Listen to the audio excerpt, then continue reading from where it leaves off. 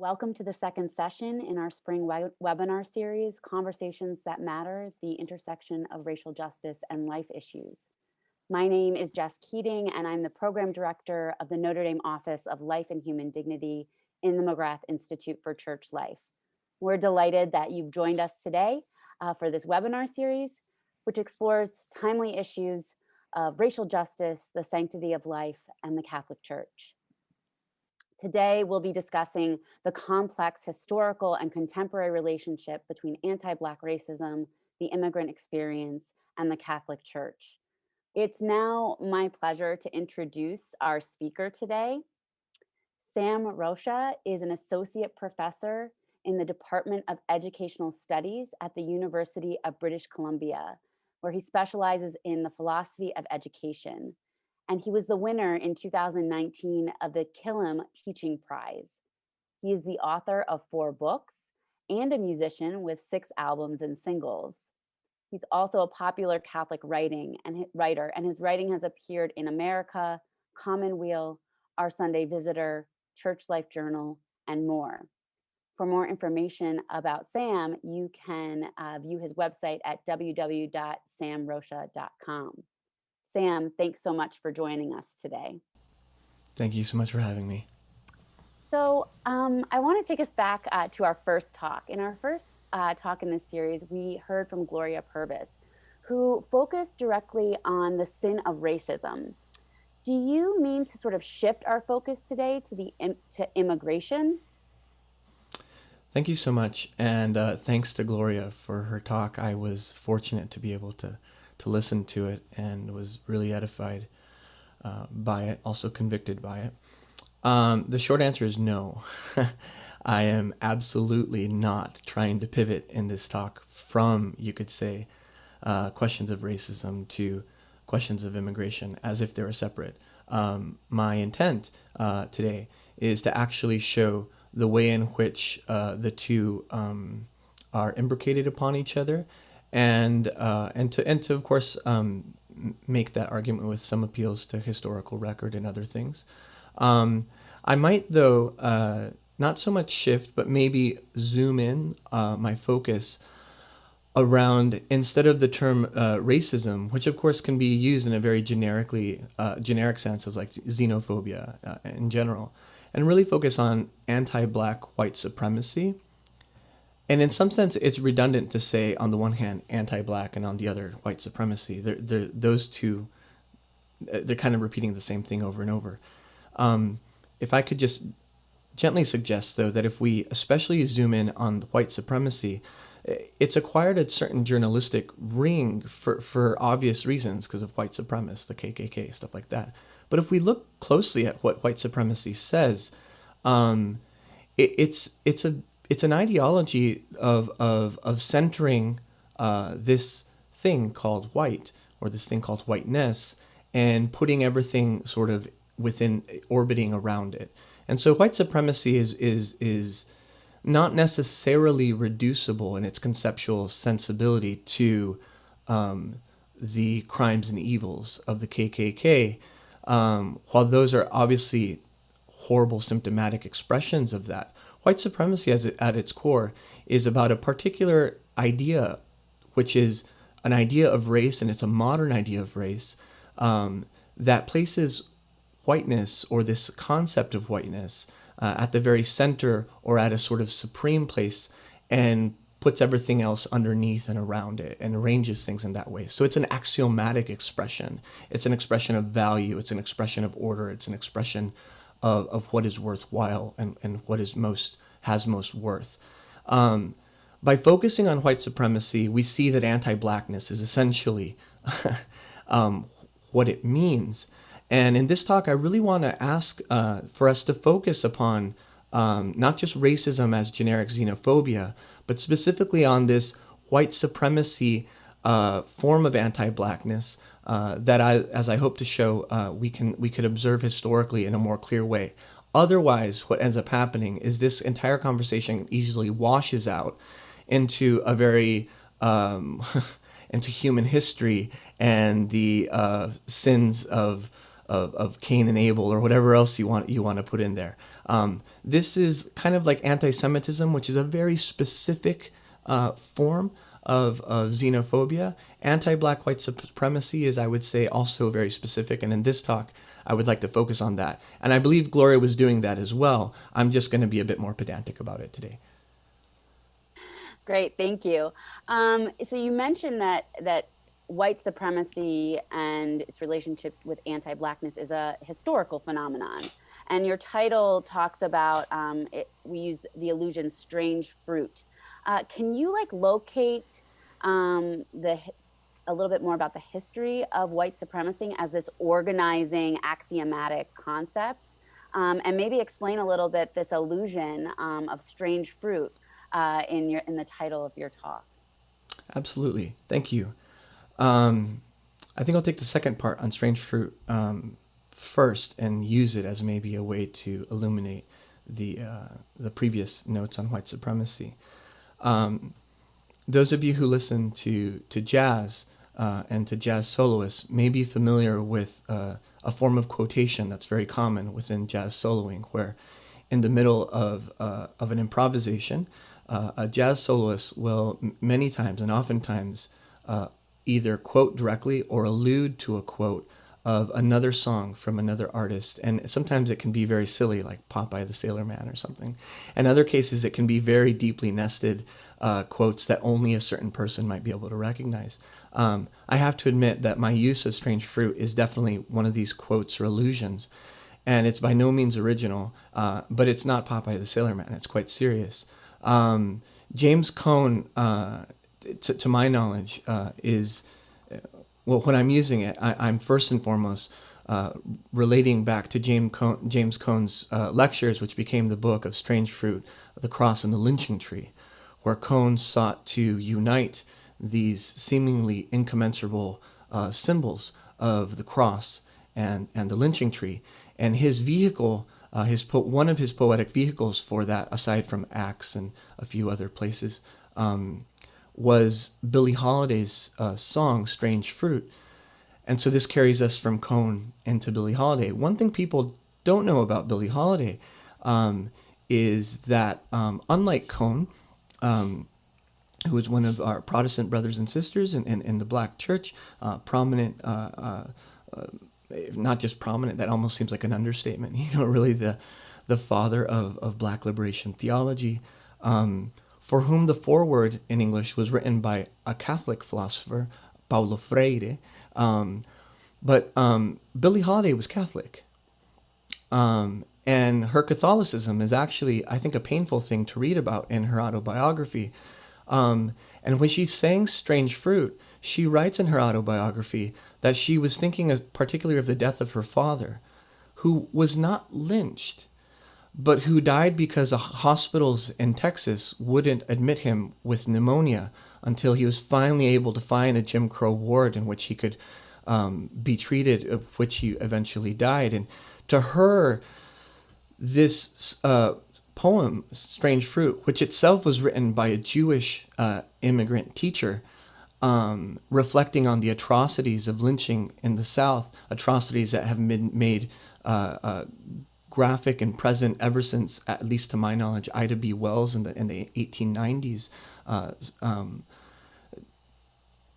Billie Holiday was reflecting on the death of her father when she sang that, and it was very difficult for her to sing it. And she had, in fact, Columbia wouldn't record it. It became her most recorded record.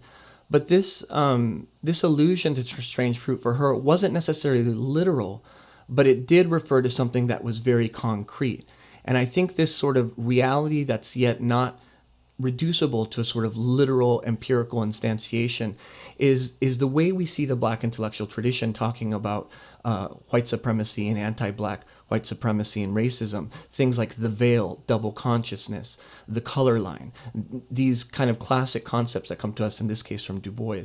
So in my talk, I want to pick up this poem, this song, this theological engagement by Cone, by Holiday, by the original writer, and use it to imagine and perhaps reimagine what it is we mean and what it is we think about when we think of immigration in a kind of bare etymological sense, you could sense. Just it's a newer word in the English language. The word didn't come into being until the 18th century, but its Latin derivative, emigrare, is a very old expression. And for me, what we find when we dig into using this metaphor and using this poetic allusion, when we look at what it means to immigrate and what migration means in the context of anti-Black white supremacy, is, well, I will claim, it's most of the story. Most of the story of white supremacy and anti-Blackness has to do with chattel slavery, the transatlantic slave trade, the Middle Passage, and a process that I think, especially as Catholics, we need to be extremely attuned to, much better attuned than we have been, and that would avoid, well, not only those atrocities, but even some of the real tragedies that happened in the life of someone, a tragic figure like Billie Holiday. She died very, very young, and she was 44 years old and had a very difficult life. But her mother and her were both Roman Catholics, and she was educated, and you could say in the best, but probably mostly in the worst sense, educated in Catholic institutions throughout her life.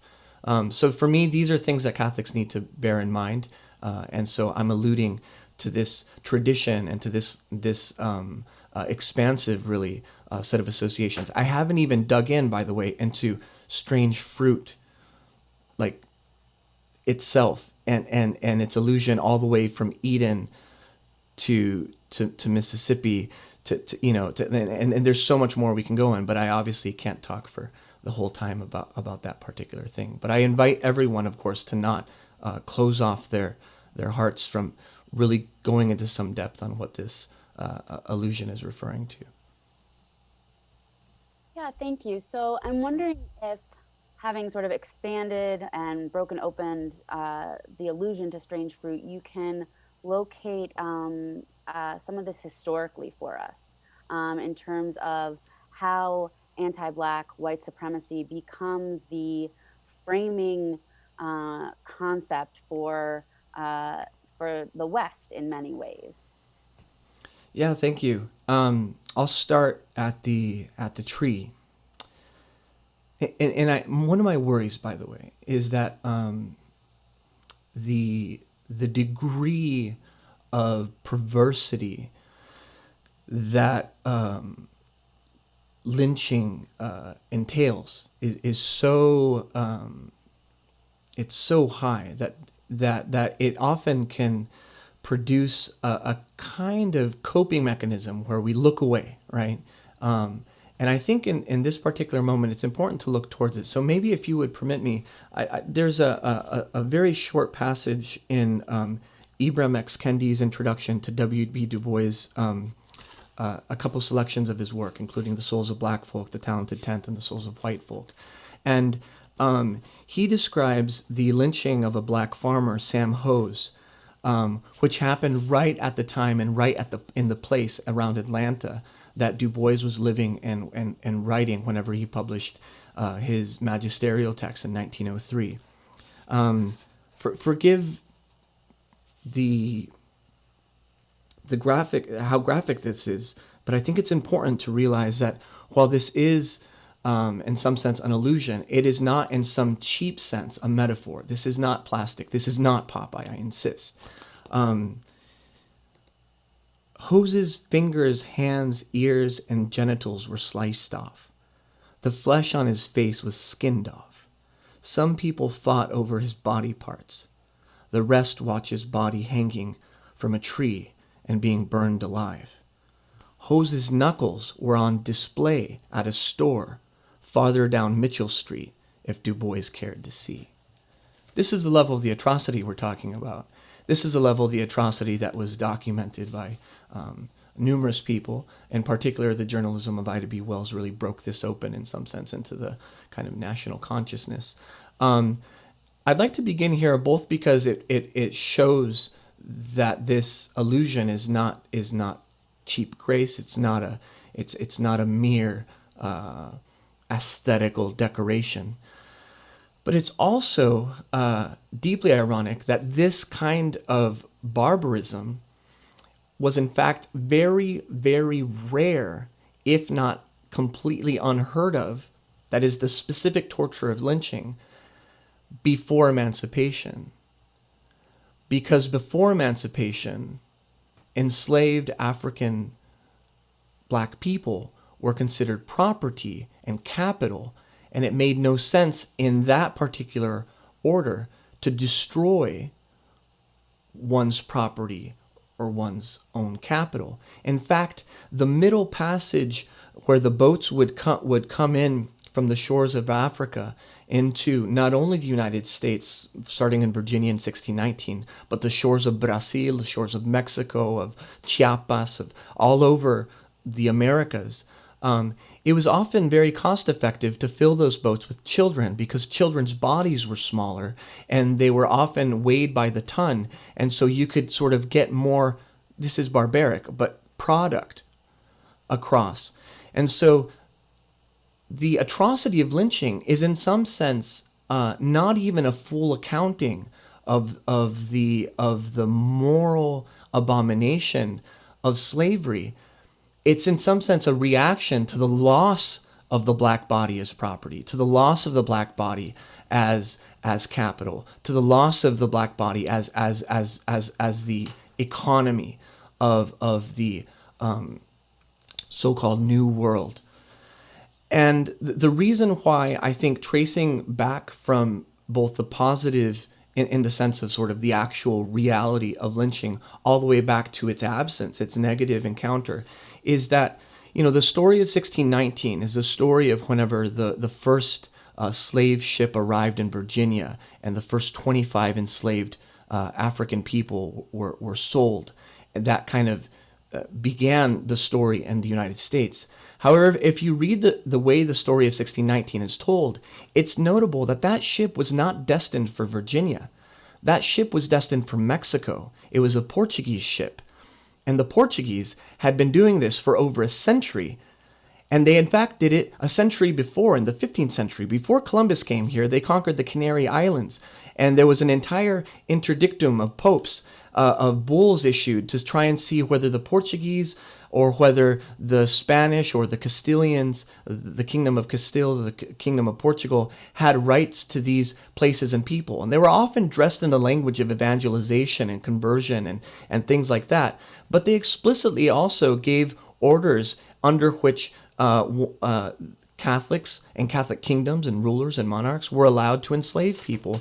And from the 15th century, then as we see in the 16th century, there's this guy named Fray Bartolomé de las Casas, whose father shipped out with Columbus on his second expedition, and who he met the indigenous people of the Americas as a child, as a 10-year-old child in Spain. He had a friend who was later shipped back on orders of the king, and who arrived and whose direct experience and with the lived experience of the indigenous peoples of the Caribbean and of the Americas led him to experience this profound conversion and begin a lifelong mission to advocate on behalf of the indigenous peoples of the Americas and against the crown. And he wrote directly to Fernando. He had his ear, which says something about what kind of family he came from.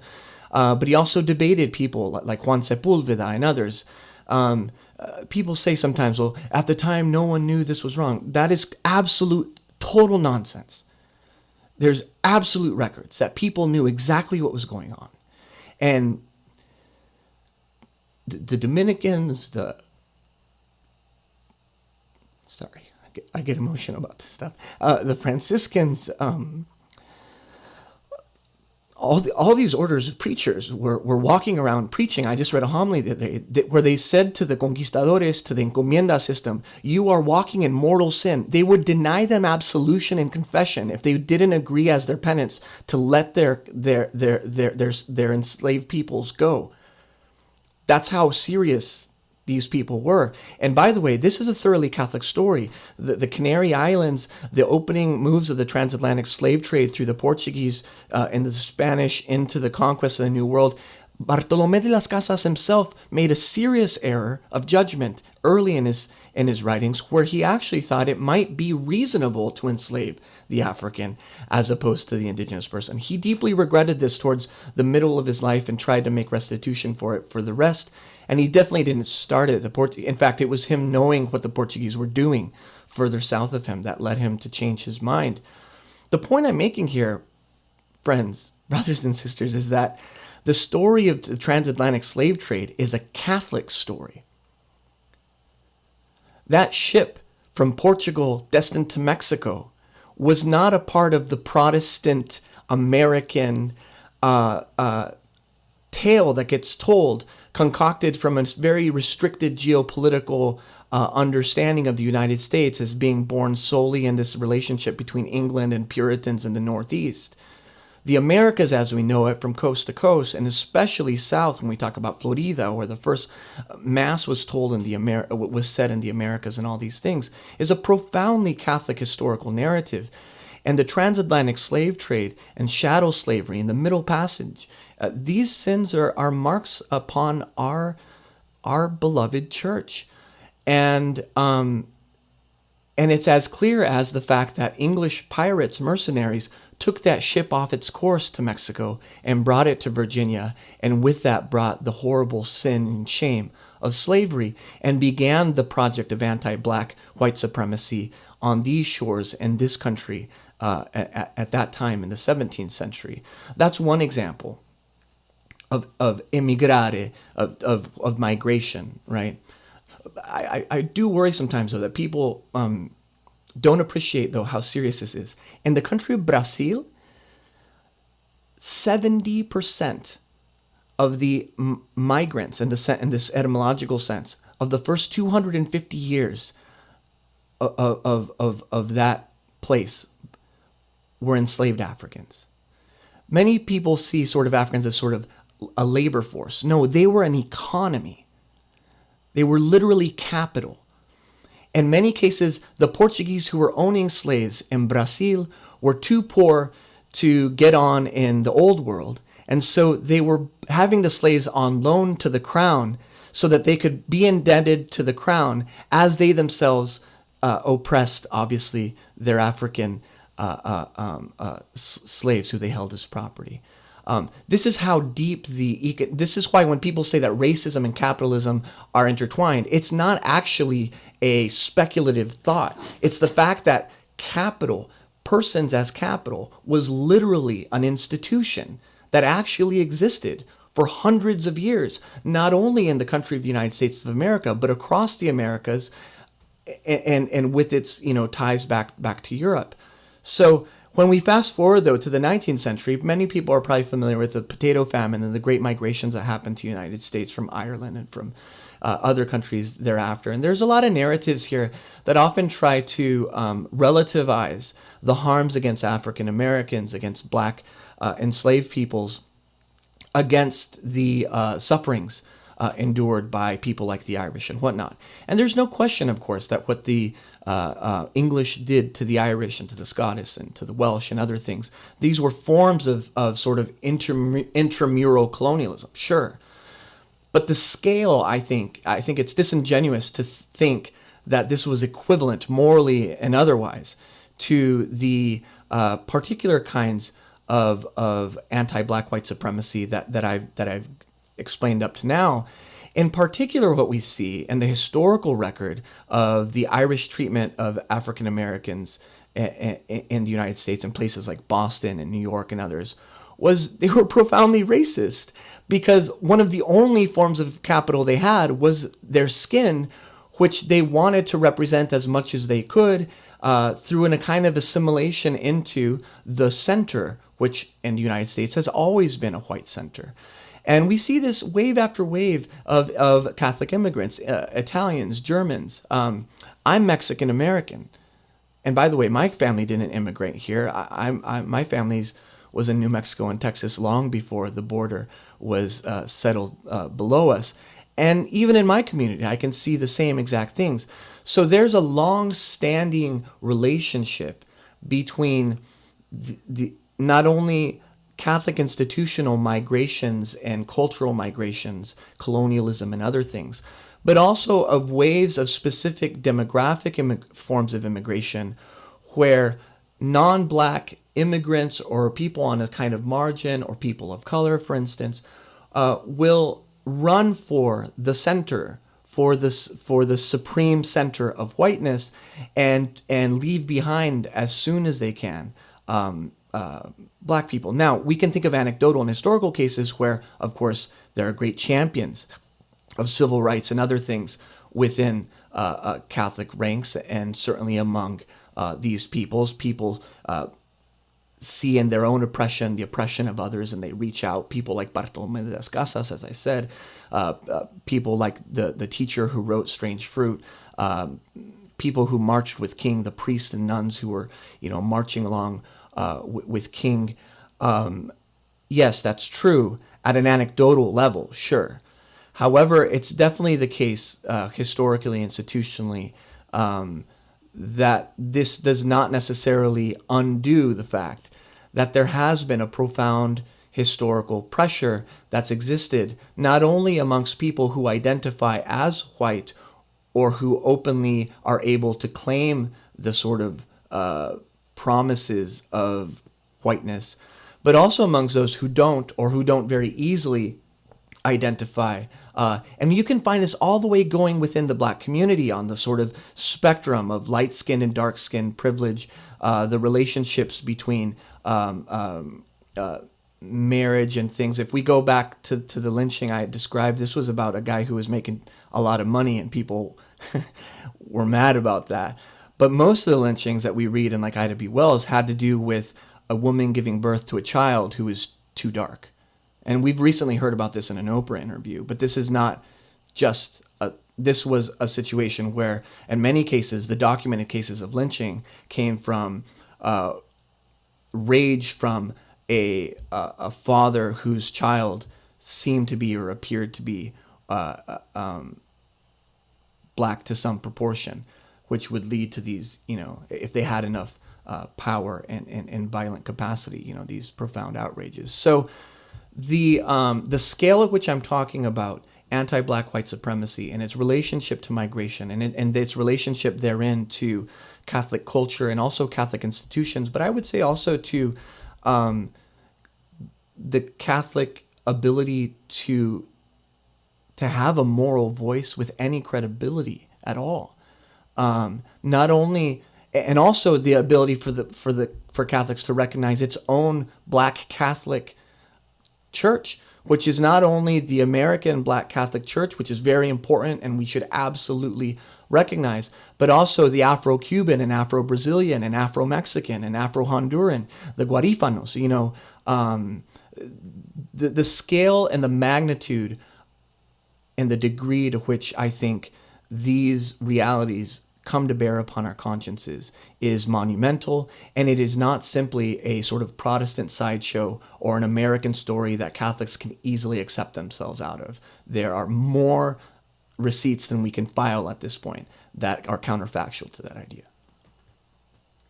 Thanks, Sam. So it sounds like, if I'm hearing you correctly, and you can correct me if I'm wrong, you're arguing that anti-Black white supremacy is sort of inherent, not necessarily to the personal assimilation of process of people becoming Americans, but is structurally embedded in the American immigrant experience, regardless of what wave of immigration we're talking about. Is that fair to say? Yeah, I know there's some people who get really worked up about the word structural or the word systemic. And I would just ask them to come up with other equivalents. The English language is blessed with many words, and we can think of them in many different ways. When I read Augustine in the Confessions, trying to wrestle with like what is sin and what is evil, and what makes me sin and what makes me do evil, why did I steal those pears? It's very clear, and you can read this in Paul as well, but it's very clear that the understanding is that sin is not merely an external empirical behavior, but that sin is a mentality, and it takes on an almost psychological character, such that our very consciences can be compromised, such that our very abilities to recognize sin itself can be compromised. Augustine's discourse on fear, for instance, in the Confessions, is a profound and detailed look at the way in which fear of an evil, which is only a privation, is a kind of wild fantasy, yet it has so much purchase and concrete ability to, in Augustine's case, prevent him from converting, from accepting the love of God, from hearing the words of Ambrose. I'm an Augustinian about sin. I'm an Augustinian about these things. I don't have a lot of daylight I can see between the account I read in the Confessions and the history I said earlier. If we accept the premise of Augustine's accounting, Augustine's African accounting, mind you, of the nature of sin, then it only follows, I claim, that we have to realize that these historical realities that we're dealing with are not only behavioristic, external, mechanical, logistical, policy, legal for that matter, right? Martin Luther King, in a letter to a Birmingham jail, quotes Augustine. He quotes the famous quote. He's actually quoting Aquinas, but Aquinas and his Summa is quoting Augustine, because we all know that Aquinas was an Augustinian, like everyone should be. The point I'm making, though, is that he quotes that line, lex injusta non est lex, that an unjust law is no law at all.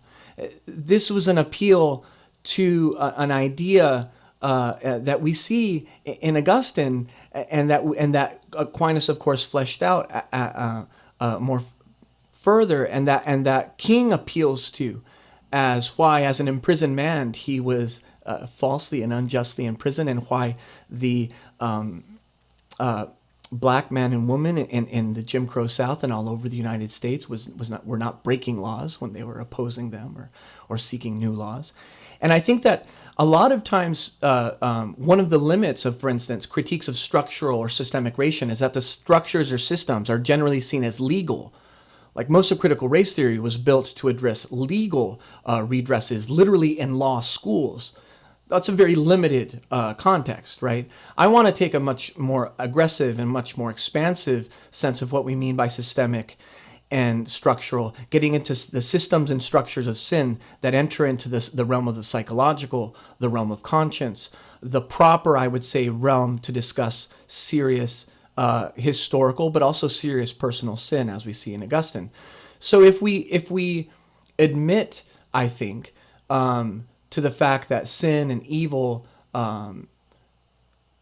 exists at this depth, at this kind of interval of interiority that can even fool us into misrecognizing what is good as evil and what is evil as good, and all these inversions that it can do.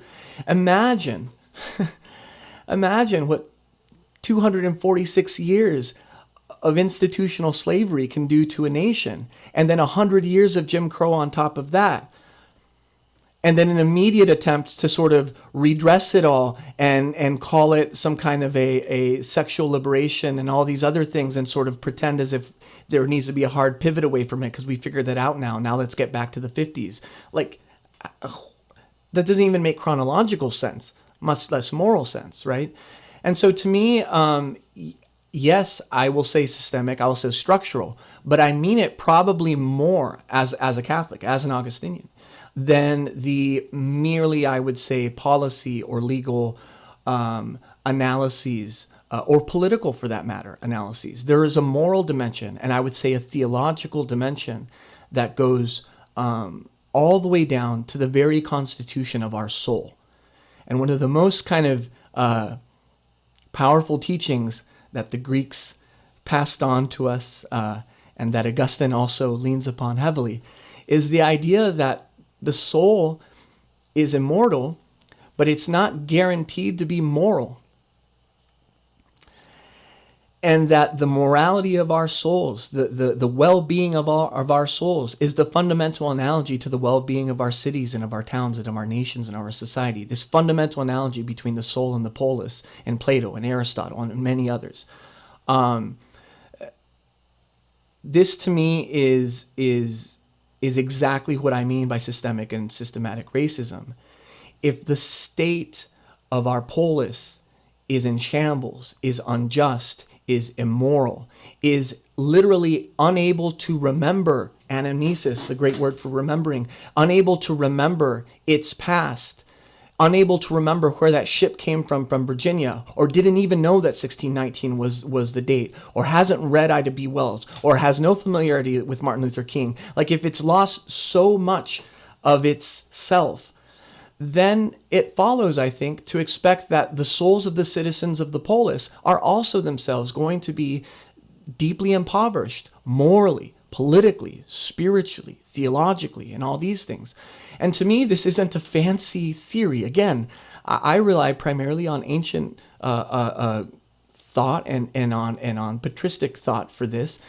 And by the way, so did many people in the Black intellectual tradition. So yes, and I would probably go a bit further and a bit deeper than the more pragmatic. Although, by the way, I don't want to say that it makes no sense to have pragmatic critical race theory. It's just you should go further. I'm hearing a lot of people saying we should stop and not even go there. No, go there. But realize that after you make law schools not discriminate unjustly, you have to change society for the sake of saving your immortal soul. Right? That's my project. Yeah, thank you. I'm having a number of different thoughts right now. What would you say, like in terms of, catechetical education? You work in a school of education, educational theory. What sorts of practices should we be thinking about in terms of educating and forming young people, adults, older people to have this kind of perspective? No, this is really great. I'm glad you asked this question. The reasons why I'm so obsessed and in some ways interested in the soul is because the idea of education that is formulated from this conception of the soul that is immoral but isn't sort of guaranteed to be moral. Immortal. that was a misstep, but not guaranteed to be moral. Is education. Education is soulcraft. In Plato, and I think from there, Cornel West at a talk in Arizona once said that education is what stirs the soul. And so, education for me, first of all, we need to have a concept of education that's not reducible to an institutional attachment to schools and to civic institutions. I think that, frankly, for the most part, we've lost education to schooling and to compulsory schooling and to whatever brand of compulsory schooling, whether it's, anarcho-libertarian homeschooling or charter schools or this school or that school or the parochial school or the public school. No. To me, education as what stirs the soul, education as the education we read of in Du Bois, and his tragic essay on the coming of John, the education that makes you unhappy. There's this great scene in On the Coming of John. It's great, but it's heartbreaking, where John goes off and gets educated, and he comes back, and his sister asks him, says, "John, does studying and learning about many things always make you unhappy?" And he says, "Yes." and she asks him, kind of like, "Do you regret it?" And he says, "No." And then she tries to feel unhappy, and she tells him, "John, I think I feel that way." And it's this powerful moment where Du Bois teaches us that not only is education soulcraft, but it's not always experienced at the level of, rejoicing and affirming who you are now. It's about a deeper affirmation, which often comes with a certain degree of alienation, a certain degree of a kind of suffering. And this is an alienation and suffering that I think that many Americans, and I use the term American from the Yukon territories all the way down to Argentina, that Americans continentally have accepted themselves from and haven't done. So a lot of white supremacy doesn't exist today through the KKK or through the Proud Boys. A lot of it exists through people refusing to get a library card and read Ida B. Wells and read Du Bois and read Carter G. Woodson. And you know, if Catholics did this, Jerome, ignorance of Scripture is ignorance of Christ. I mean, we know, I would say better than many people, that there is the kind of sin of omission whenever you have the ability to read and find things out, but you don't. And then you ask, well, why is this happening and what's going on and that kind of stuff. So I think education here has to be seen as soulcraft, but it does require information. And this is maybe at odds with each other, but like the soul needs to be informed. The informed, take them apart. And so that information is right in front of us.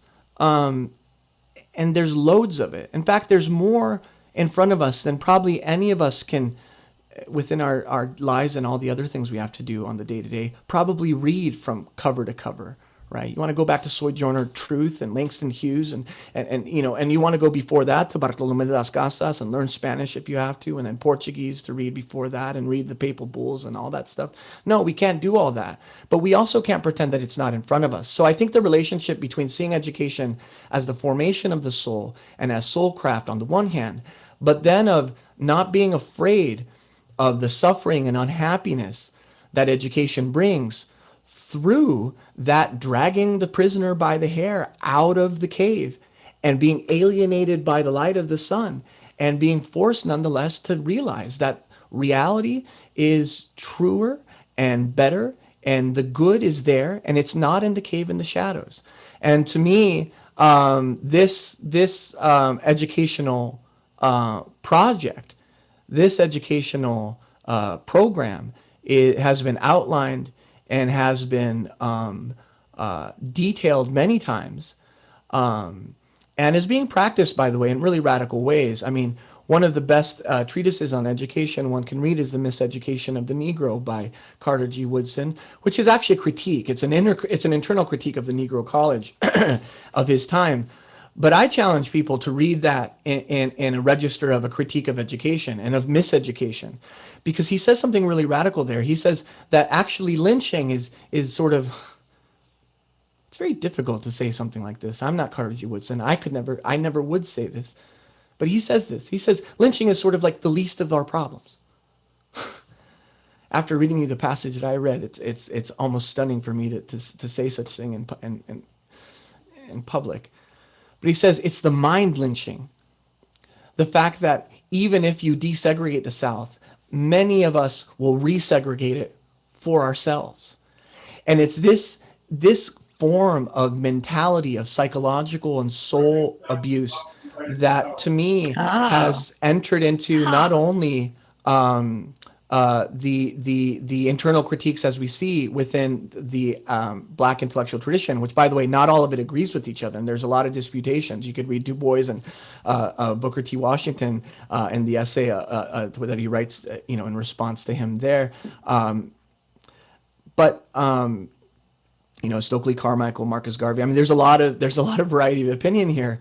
But my point, though, is that within getting back to the kind of original point, within immigrant communities of color, and here I'm going to speak in an anecdotal and personal way because I am Mexican American, we often miseducate ourselves deeply and personally and use ourselves as a kind of shield for the center of whiteness on the strategic bet that maybe that'll get us closer to it, and maybe we can enjoy its feast. Maybe we can eat at its table more or someday, or get a better seat at the table.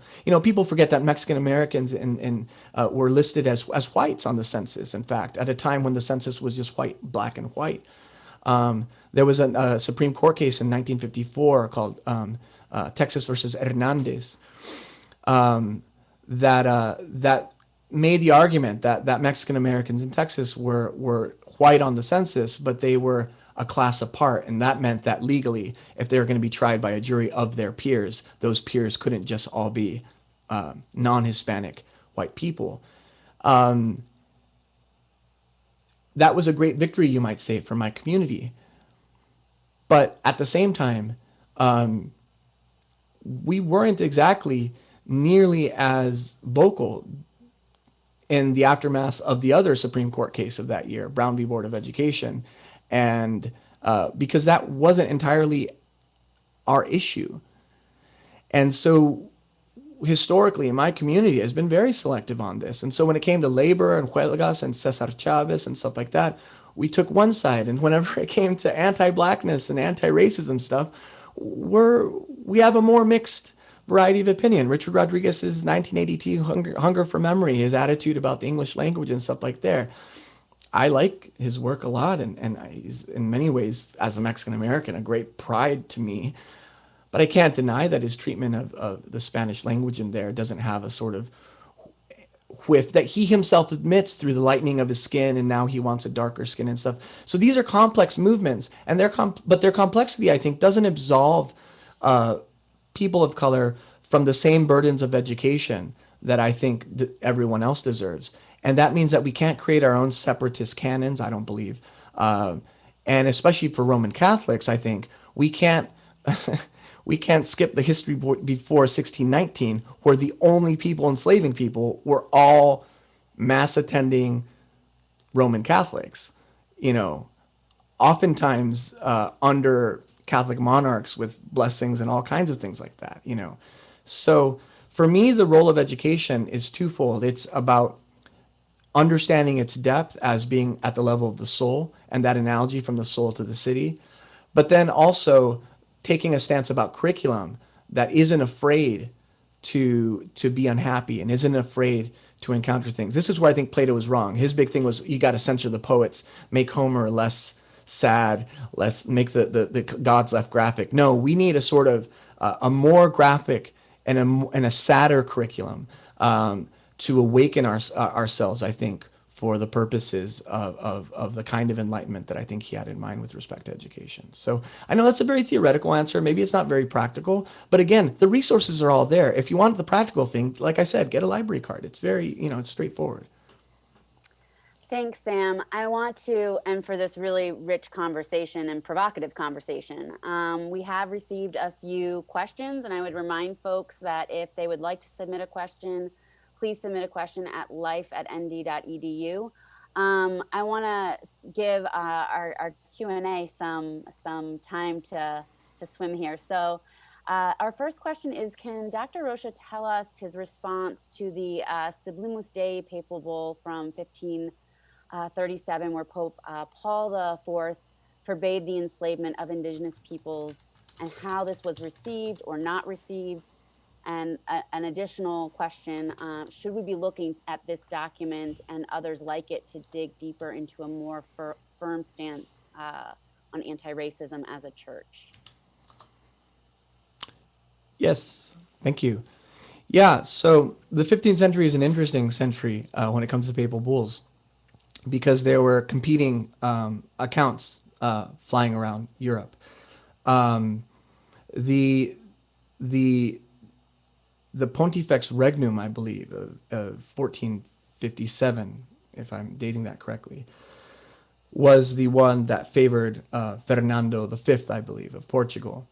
And it was immediately, of course, attacked by the Kingdom of Castile, which would become Spain, for reasons of competition, because within Iberia there were kind of two main powers, and it seemed as if Rome was favoring the Portuguese above the Spanish, or the would-be Spanish, and so they had their own paper bull actually written, and I don't know the title of that or whatever, but there's a kind of a competing account of who has rights to the access of the African coast and the Canary Islands and whatnot.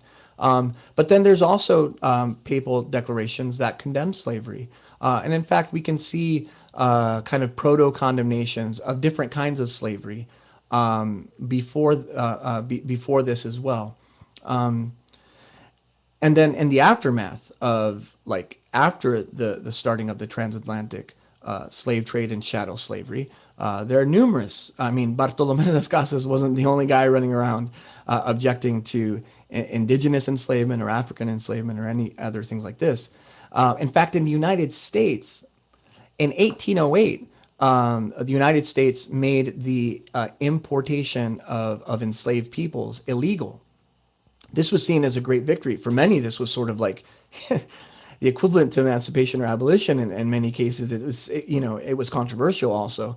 All that to say that the history on the papal decrees and its relationship between sort of the orthodoxy from Rome and the competing doxas from Rome, and then the orthopraxy in the form of the practices of in this case primarily the Portuguese and the Spanish, also the English later, and there were a lot of other participants.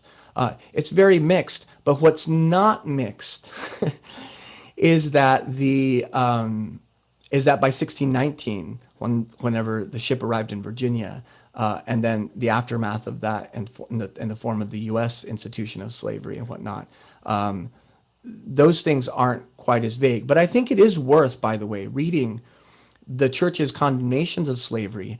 And it's also worth reading the Pontifex Regnum, where enslavement is seen as a live option, understanding the disputes between the Portuguese and the Spanish with respect to their rights to enslave people. And also, I would say, if you're going to go into like that deep into history, you should also be able to distinguish the really clear line between kind of transatlantic slave trade, Middle Passage, chattel slavery, that is an artifact of colonialism and is related to between the Americas and Africa, performed by the Europeans, and then other forms of slavery, right? Because there are other forms of slavery, obviously. There are American, indigenous forms of enslavement, and there's, this is a historic record. The specificity, though, in this case, of the transatlantic slave trade and whatnot is consequential for what I think are good reasons. And so the only risk, I think, in diving in this deep is that we don't forget exactly why the distinctions exist where they do. But to the extent that it helps to show the complicated feature that slavery has been within the teaching of the church, that's a good document to read along with the others.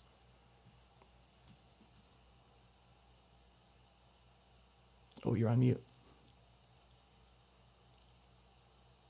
Let me unmute myself. So a question just came in. You have a PhD in education, so I assume you work with teachers or would-be teachers. How do you envision a Catholic social studies curriculum, for example, addressing the church's involvement in the slave trade in a way that did not negatively influence his or her embrace of the Catholic faith? So how to do this in a way that that is truthful and also encourages students to remain faithful to the church. So a further question is that you propose a sadder curriculum would do more soul craft and influence society for the good. Given the mental health issues among many young adults, how would you balance like a sadder curriculum with mental health concerns? Sure. That's a very specific question, but yeah. No, I appreciate both of these questions. I mean, I'm going to disappoint in the first one in that I do work in the faculty of education. My field philosophy of education, though, is in some ways critical of the reducing of educational theory to sort of school theory and school curriculum. And this includes people working like adult education who want to say like, I'm not very interested in K through 12 or higher education.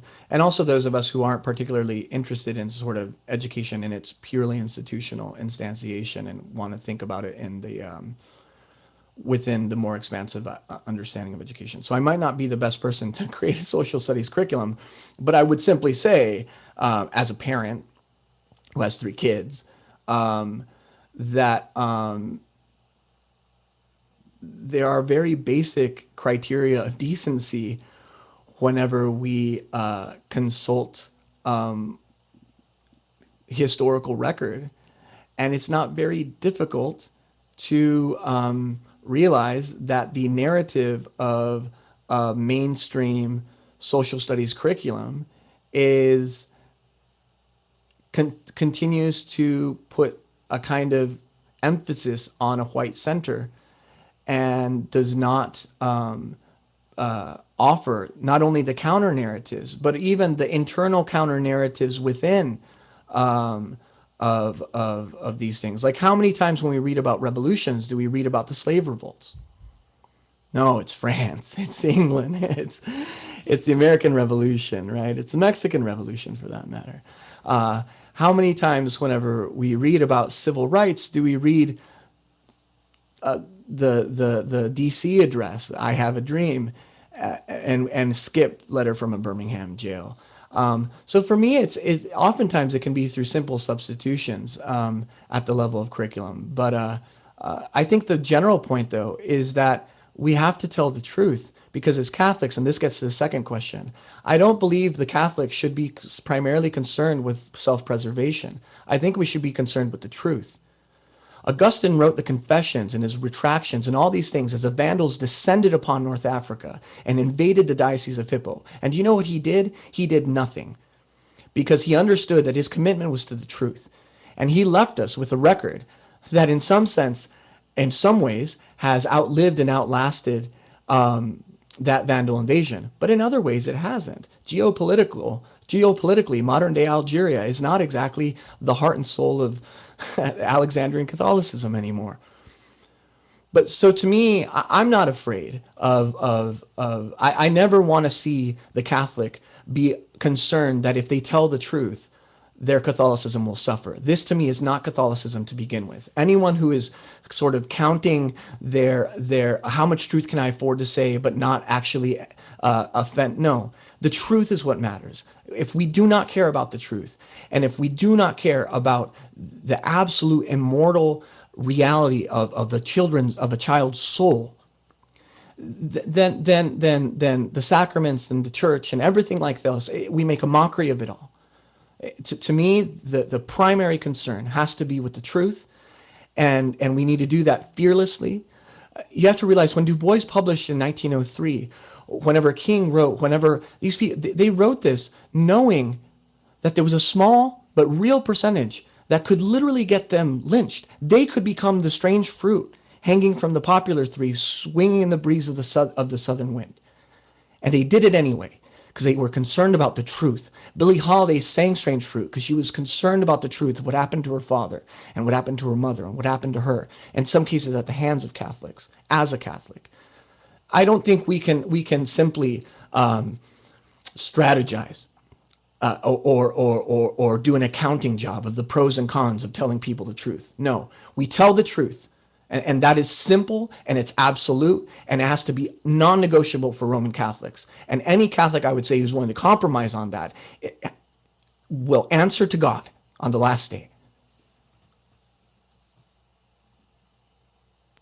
Thanks, Sam. I would also, just throwing out this for this question, consulting John Paul II's Memory and Reconciliation, of the essential nature of memory and truth-telling, and why that's critical in the work of reconciliation, as essential to the church and the church's identity as the body of Christ.